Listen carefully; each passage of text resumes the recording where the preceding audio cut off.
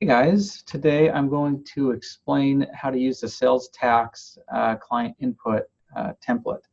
And essentially the purpose of this workbook is to, I'm going to share my screen right now. The purpose of this workbook is to calculate what the sales taxes were on the purchases, large purchases throughout the year.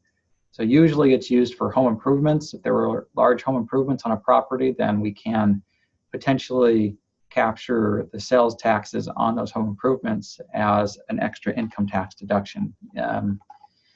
So we've got the first tab here, it just explains how to use it. So what I would do is I would get all of your receipts for the home improvements, and then on each receipt or invoice, I would write 1, 2, 3, 4, 5, 6 at the top of each invoice, and that way you're matching up, for record keeping purposes. And then on each of those invoices or receipts, if the sales tax is stated, meaning that they broke it out, I would put that amount in column B here, where it says sales taxes separately stated.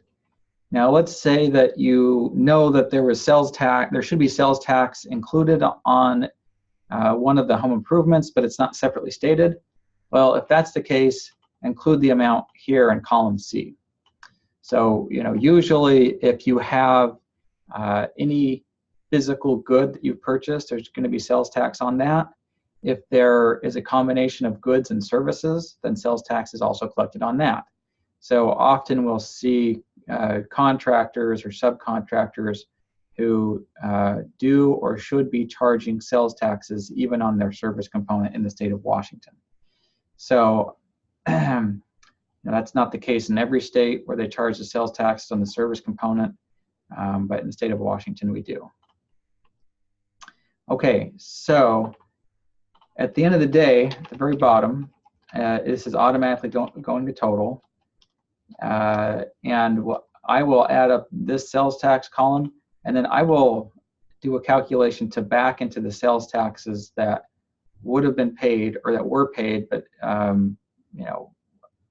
unseen to us on the invoice, and we're paid on these items here.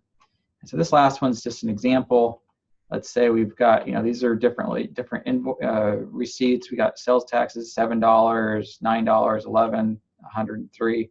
Here's one that didn't have sales taxes separately stated, but we know that they almost certainly paid sales taxes on it, even though they didn't separately state it. Or let's just say you just have the gross amount and you don't have the, let's say you can't find the receipt, but you can't find the amount. That's where you'd put this in here and we'd know what it is. I can back into the sales tax. Okay, and that's it. So after you fill this out, this tab here, the sales tax input tab, go ahead and send this to me and I will finish the calculation and make sure we get the income tax deduction for it. Thanks. Bye.